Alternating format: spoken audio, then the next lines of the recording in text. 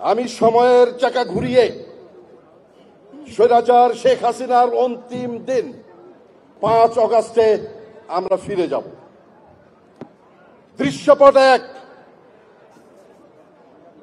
5 August সকাল 10 ঘটিকা, স্থান রাওয়া প্রাঙ্গণ। এখানে অবসরপ্রাপ্ত অফিসারদের একটি অনুষ্ঠান ছিল। সে অনুষ্ঠান হচ্ছে সংগ্রামরত ছাত্র জনতার সাথে একাত্মতা ঘোষণা করে আমরা ঢাকা শহরের যে কারফিউ দেওয়া হয়েছে সেই কারফিউ উপেক্ষা করে আমরা এখানে একটা প্রসেশন চালাবো এবং সেই প্রসেশন দিয়ে আমরা ঢাকা শহরে প্রদক্ষিণ করব। দৃশ্যপট 2, সকাল 11টা। ঢাকা শহরের চারিদিক থেকে বাঁধ ভাঙা বানের মতো চারিদিক থেকে ছুটে আসছে ছাত্র জনতা। উত্তরা থেকে, মিরপুর থেকে আসছে যাত্রাবাড়ি থেকে, গন্তব্য গণভবন। দৃশ্যপট 3, গণভবন সকাল 11:30। মুখোমুখি বসে আছেন স্বৈরাচার শেখ হাসিনা ও সেনাপ্রধান। বাদানুবাদ হচ্ছে। সেনাপ্রধান বলে দিলেন, মাননীয় প্রধানমন্ত্রী, আপনার আজকে অন্তিম দিন, আপনি পদত্যাগ করে দেশ গণতন্ত্রের হাতে তুলে দিন। শেখ হাসিনা বললেন, না, আমি দেব না। আমি ফাদার অব দ্য নেশনের কন্যা, আমার বাবা এদেশ স্বাধীন করেছে, আপনি গুলি চালান।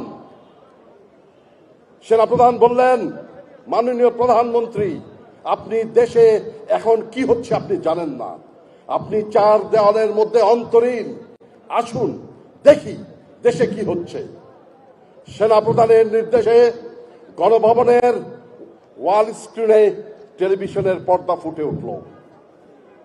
কাকতালীয়ভাবে বাংলাদেশের ঢাকার যতগুলো চ্যানেল আছে সবার ক্যামেরা নিবন্ধ রাওয়ার প্রাঙ্গণে, যেখানে আমরা 200 অফিসার এবং সাথে আশেপাশের জনতা মিলে 105 আমরা দাঁড়িয়ে বিক্ষোভ প্রদর্শন করছি। আমরা বক্তৃতা দিয়েছি, শেখ হাসিনা দেখেছেন।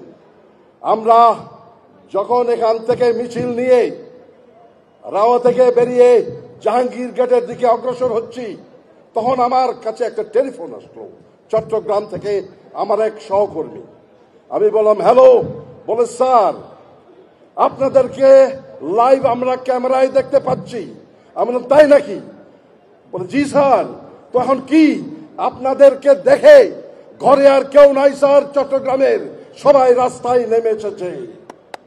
এই ছিল আমাদের অবসরপ্রাপ্ত অফিসারদের শেষ নিদর্শন, যে শেখ হাসিনা, স্বৈরাচারী শেখ হাসিনাকে বর্জন করার আমাদের শেষ এক। এটার মাহাত্ম্য এটাই। এটা বলছি এখানে যে আজ আবার পুনরায় আমরা এখানে জমায়েত হয়েছি, সমাবেশ হয়েছি জনগণের সাথে একাত্মতা ঘোষণা করার জন্য এবং ভারতের বিরুদ্ধে, ভারতের আধিপত্যের বিরুদ্ধে আমাদের সংগ্রাম জারি রাখার জন্য। এ প্রসঙ্গে আমি মোদী সরকারকে একটা বার্তা দিতে চাই। মোদীজি, অমিতজি এবং রাজনাথ সিংজি, আপনারা বাংলাদেশ সেনাবাহিনী যেটা দেখেছেন 72 সালের, সেই সেনাবাহিনী এখন আর নাই। আমরা এখন যুদ্ধোপযোগী এবং যে কোনো শত্রু মোকাবেলায় প্রস্তুত। আপনারা আর আস্ফালন তুলবেন না। ইস্টার্ন সেক্টর, ইস্টার্ন কমান্ড গোছানোর ভয় আমাদেরকে দেখাবেন না। শুধু আমরা সশস্ত্র বাহিনী নই, 17 কোটি জনতা আছে আমাদের সাথে, আপনাদেরকে সীমান্তেই রুখে দিতে। আর বক্তব্য নয়, আমরা আজকে যে জন্য উপস্থিত হয়েছি সেই অনুষ্ঠানে আমরা চলে যাব। আমি একজন মুক্তিযোদ্ধা হিসেবে আমি আপনাদের সবাইকেই এবং একজন সামরিক অফিসার হিসেবে আমি আপনাদের সবাইকে আজকের এই অনুষ্ঠানে উপস্থিত হয়ে আমাদের এবং জনগণের সাথে একাত্মতা হওয়ার জন্য অন্তরের অন্তঃস্থল থেকে কৃতজ্ঞতা জানাচ্ছি। সবাইকে ধন্যবাদ। বাংলাদেশ জিন্দাবাদ।